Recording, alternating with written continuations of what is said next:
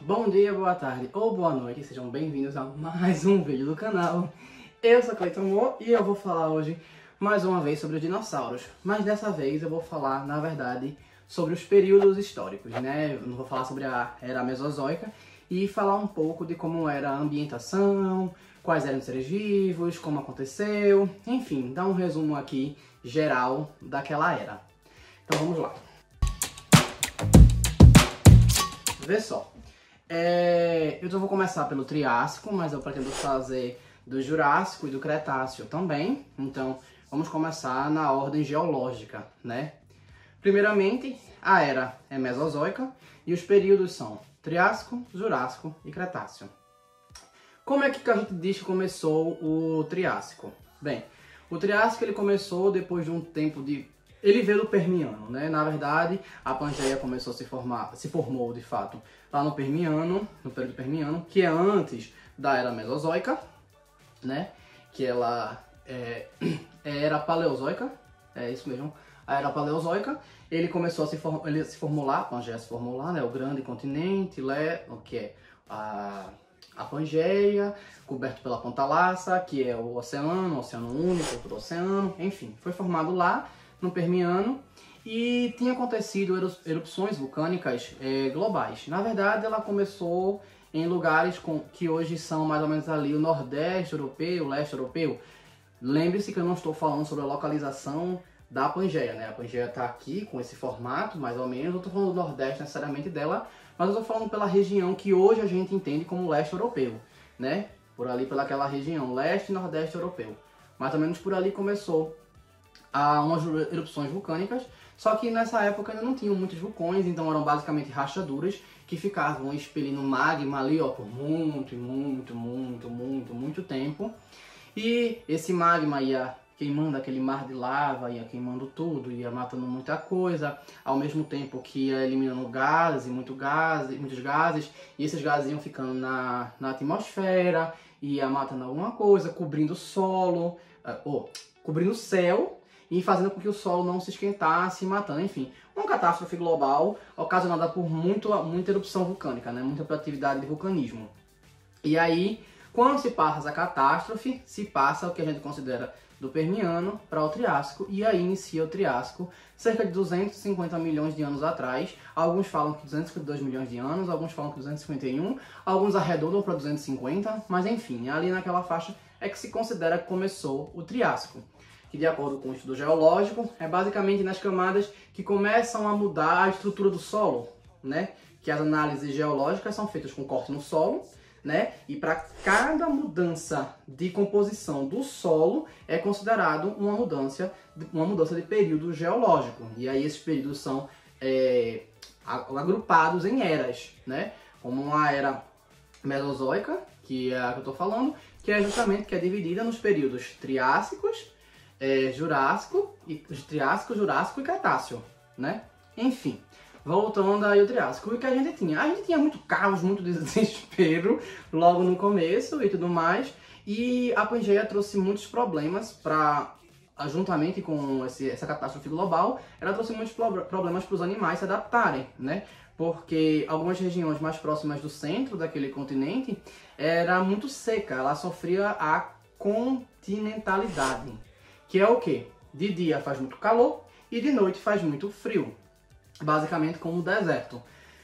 Só que não necessariamente era só areia e tudo mais, né? Também tinha alguns aquíferos, também a gente tinha algumas outras coisas, algumas plantas, enfim, depende muito da região, mas essa troca de temperatura muito abrupta fazia uma seleção natural muito forte para muitos animais e muitas plantas. Como não tinha muito corpo hídrico, não tinha uma troca muito efetiva de calor em períodos alternados, porque a água ela se esquenta mais lentamente do que o solo. Então, quando vai anoitecendo é quando a água vai estar realmente mais quente o suficiente e o solo vai ficando frio. E aí à noite a água está liberando calor ainda, enquanto o solo ele já está frio. Então, ele tem esse equilíbrio que a gente vê normalmente nas regiões mais próximas do litoral. Quando está muito dentro do continente, né, e não tem muita água para fazer essa troca, acontece o efeito da continentalização, que acontece, por exemplo, com o sertão aqui de Pernambuco, né? E alguns outros estados também. Enfim, por causa disso, muitos animais migraram para o litoral, para as florestas úmidas, enfim. E as florestas, elas eram de quê? Bem, pelos estudos, sabe-se que tinham coníferas, tinham umas espécies de plantas como ginkgo, que inclusive essa ginkgo, ele existe até hoje, Ginkgo biloba, ele existe até hoje, e ele é chinês, tem jardins com ele. Basicamente ele existe ainda porque o homem mantém essa árvore, porque ela é muito bonita, ela é diferente, assim assada, aquele negócio todo. E ela se mantém até hoje porque o homem faz jardins com ela, faz decorações, enfim, entre outras coisas. E essa árvore, pelos estudos, ela praticamente se manteve inalterada, do Triássico pra cá. Galera, para e pensa. Essa árvore, vamos supor que ela desenvolveu ali, o Triássico começou 252 milhões de anos, né? Se ela tá ali no coisinha, vamos botar aí 150, não, 150 não, porque o Triássico acaba com, alguns dizem que 201 milhões de anos, ou 199 milhões de anos, outros 200 milhões de anos. Então vamos colocar que ela tem aí uns 220, vamos estar aí no meio, 220 milhões de anos. Galera, 220 milhões de anos, e essa árvore se manteve a mesma. Galera, é você olhar e dizer assim, a seleção natural tu esqueceu, né, Anjo? Porque é igual o Salacanto, né? Mas, enfim, o Salacanto é mais antigo, é em torno de 300 milhões de anos, que praticamente se manteve inalterado. Também, que é um peixe nesse caso, né? Enfim, mas voltando, e obviamente ele estava nessa era também, então é coerente falar sobre ele, né? Eu tenho um vídeo que eu falo do Salacanto, eu vou colocar nos cards aqui. Voltando, e aí tinha ela, o ginkgo, tinha Glossipteris, também é uma árvore que ela já foi até estampada em selos, algumas coisinhas assim também, ela também é um pouco famosa. E tinha algumas árvores, também tinha umas plantas rasteiras, também tinha algumas coisas, aquela ideia que a gente tinha de samambaia, essas coisas assim, né?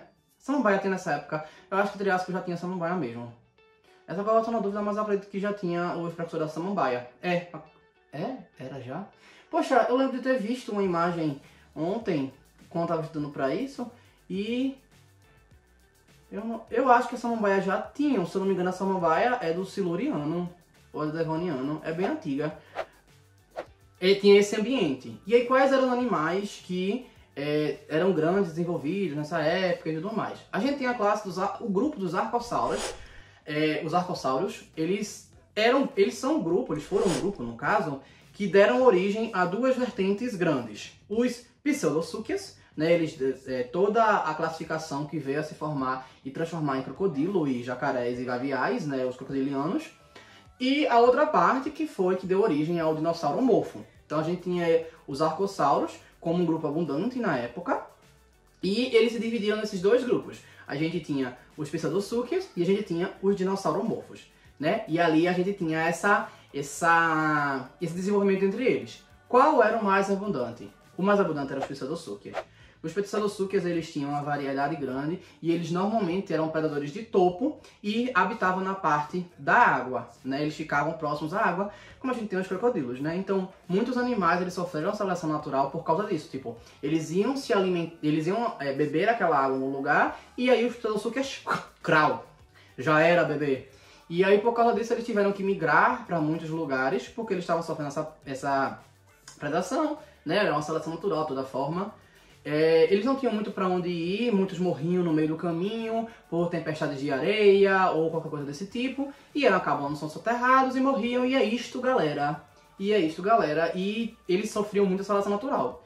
Talvez muito por causa dos Pseudosúquias, que os dinossauros não chegaram a habitar efetivamente as áreas marinhas, né, as áreas aquáticas. Então, enfim. E aí, desses Pseudosúquias também deram origem aos pliossauros, né? Ao elasmossauro, o ictiosauro, né? A família dos ictiossauros. Esse povo, assim, foi desenvolvido. O elasmossauro agora tô na dúvida. Mas o ictiosauro eu tenho certeza que veio do Pseudosúquia. O dinossauromorfo, ele foi se diferenciando até a gente chegar na árvore genealógica que a gente conhece lá como os dinossauros mesmo. E onde surgiu? Bem, os dinossauромorfos, de acordo com existe muito debate a respeito disso, muita briga, muita confusão, foi aqui, foi ali, foi aqui, foi ali. A gente nunca vai poder dizer com certeza, porque nem tudo deixa fóssil, nem tudo deixa rastro, então não tem como dizer com certeza. Mas os dinossauros, teoricamente, na convenção, eles começaram a existir na Polônia. E depois eles migraram para regiões da África, né? Lembrando mais uma vez, eu estou fazendo associação com os países e continentes que a gente tem na atualidade, mas que estavam todos aglutinados na Pangeia. Então, ao terreno que veio a se tornar aquele país. Quando eu falo Polônia, aonde o terreno da Polônia hoje estava na época do Triássico, né? Foi ali que começou. Então, tipo, os fósseis foram encontrados na Polônia, beleza? Hoje, tipo, recentemente, nessa era que a gente tá, ele foi encontrado na Polônia. Então, o que significa que naquela época, onde tivesse a Polônia, era onde começou, tá? Mas aí, a classificação dinossáurea mesmo, né, os dinossauros mesmo, começaram a se formar com algumas mudanças muito sutis no esqueleto, que até tem um paleontólogo que até debocha sobre essa classificação, mas ele começou a se formar realmente do que seria dinossauro numa região entre Argentina e Brasil, do que veio a se tornar Argentina e Brasil. Então deve ser aquela região ali, perto ali que seria do sul aqui do Brasil, né, assim, mais pro lado oeste, né, para pegar a Argentina ali embaixo, para não passar pelo Uruguai. Seria alguma coisa mais ou menos ali naquela região que teve o que seria formado realmente dinossauro-morfo. Talvez encontrado alguns fósseis aqui no Brasil, alguns fósseis na Argentina, tipo no norte da Argentina, no sul-sudeste do Brasil, alguma coisa assim desse tipo, ou no centro-oeste do Brasil. Mas enfim, a gente também tem algumas espécies, por exemplo, o Sacissauro, ele é do Triássico. Ele é classificado como dinossauro-morfo, ele não é um dinossauro real mesmo, ele está numa classe antes. E como eram esses animais? A gente tem os animais do tipo... eles eram grandes, disse que ele tinha mais ou menos o tamanho de um lobo, e eles tinham as patas longas, né? Tem um vídeo que eu falo sobre os ornitisquios e eu falo sobre Fabrosaurídeos. Então eles são parecidos com o que é os Fabrosaurídeos. Um lagarto relativamente grande, só que com as patas da frente grandes o suficientes e as de trás também resistentes o suficiente para eles ficarem ou bípedes ou quadrúpedes, bípedes para alcançar alguma coisa, quadrúpedes para correr mais rápido, né, para ter uma coisinha. Eles eram caçadores, então eles comiam carne, mas eles não conseguiam se desenvolver muito, porque a Pangeia ainda era muito nova, por mais que já tinha passado 50 milhões de anos desde a formação da Pangeia, mas logo esses 50 milhões de anos que passou, teve muita confusão, que eu quero dizer foi a grande extinção, né? Boa parte ele faz parte de uma das 6 grandes extinções, inclusive, a do Permiano para o Triássico. E boa parte da vida foi extinguida e tudo mais, então tinha recursos escassos, a vida não estava se recuperando. Por mais que os dinossauros teoricamente são o quê? 220 milhões, 225 milhões de anos atrás, se não me engano 220 milhões, que começaram a se formar. Não, acho que o dinossauro morfo foi 225 e resquício de dinossauro 205, eu acho que é mais ou menos isso mesmo. Mas é ali em meados do Triássico que começaram a se formar, já tinha alguns dinossauros formados, o Coleópsis mesmo, isso. Ele já era um dinossauro, era considerado um dinossauro dos terópodes, da classe dos terópodes, e ele já habitava ali, mas eles não cresciam muito. Porque eles não cresciam muito, não tinham muito recurso, não tinham muitos animais, boa parte dos animais ainda eram pequenos, porque os grandes acabaram morrendo ali na questão da extinção que vinha. Os grandes que se desenvolveram eram aqueles que vieram dos pseudosúquias e ocupavam os aquíferos, então o acesso à água era difícil. Então eles tinham a sofrer essa pressão o tempo inteiro a respeito disso para poder fazer. E aí, como eu falei, tinha muita imigração, tinha muita coisa, e aí a evolução foi ocorrendo de uma forma diferente, que foi a forma com que foi chegando na época do Jurássico. Como eu falei, todo esse contexto acabou culminando em outra extinção, do Triássico para o Jurássico. Porque esse momento, essa agonia, essa corrida pela evolução, pela alimentação, pelo recurso hídrico também, e essa migração, as grandes monções que tinham na época da Pangeia. A monção é um efeito que tem na Índia até hoje, dos ventos que imigram do mar para o continente, e são ventos assim, arrebatadores, tufões, enfim, várias outras coisas acontecem e são arrebatadores. Então, se eles fossem muito para a margem, eles sofriam com as monções, porque a diferença de temperatura entre a água e o continente era muito grande, então a diferença de pressão era grande, os ventos eram muito avassaladores. E aí acontecia muita tempestade de areia, entre outras coisas. Então, se eles fossem muito para a margem, se submetiam a esse tipo de clima. Se eles fossem muito para o interior, eles se submetiam muito ao tipo do calor, à parte árida. E quando eles iam recorrer para a água, os Pissadossuquias já estavam adaptados e aí eles tinham que lidar com os Pissadossuquias. Então, devido a esse caos que eles viveram nesse período, eles ficavam só basicamente com a faixa da tropical, né, ali da área tropical, e todos os animais buscavam sobreviver de alguma forma. A gente tinha alguns preceitos do que sobraram dos que vieram a dar origem aos mamíferos, como os sinognatos e os dicinodontes, né, que eles têm ali a sua origem ali mais ou menos no Permiano, mas nessa época eles ainda têm alguns representantes. Eles não... O dicinodontes, eles não eram tão grandes, eles eram pequenininhos, restam juntinho, toda a barriga assim, com o dedinho para baixo, que eles comiam raízes. Então eles eram tudo assim, sabe? E os sinognatos, eles caçavam, né? Eles corriam um pouco paralelo ao solo e eles caçavam e comiam principalmente os dicinodontes. Eles vêm ali do Permiano e conseguiram sobreviver à extinção e chegaram ali no Triássico, né? E aí tiveram algumas diferenças entre eles, o tempo que eles chegaram a alcançar, as mudanças que eles sofreram. Eles são alguns dos precursores para os mamíferos, porque basicamente, aqui no Triássico não muito. Inclusive tem fala também que existe o que é chamado protoave, que aí existe uma discussão se já tinham alguns dinossauromorfos já desenvolvendo alguma coisa como se fosse parecido com ave, e aí não conseguem encaixar direito se é Triássico. Alguns dizem que não tem como ser Triássico, é Jurássico. Aí eu disse, não, mas é Triássico superior, já é no finalzinho do Triássico e tal. Superior, né, porque as camadas quanto mais pra baixo, mais velha, né, então superior é mais nova, né, então é logo no comecinho, no finalzinho. E aí fica nessa agonia. Também a gente tinha alguns quelônios, tinha uns quelônios que eram... Quelônios são tipo tartarugas. Quelônios tinha uns que eram assim, espragatados, amassados, assim, era bem bonitinho. Tinha uns bem legais, que era até bonitinho, outros são bem peculiares, que apareciam. E enfim, como eu falei, tinha outras espécies também, outros animais, nessa época. Também, mas todos eles sofreram por isso, e essa guerra com os Pissadossuquias dominando.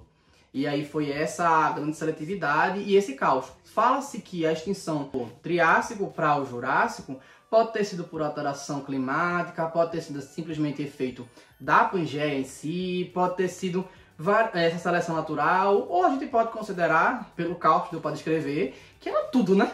Que era tudo, era todo mundo correndo para ver quem se adaptava melhor às circunstâncias que encontrava. Então, era todo mundo evolutivamente correndo.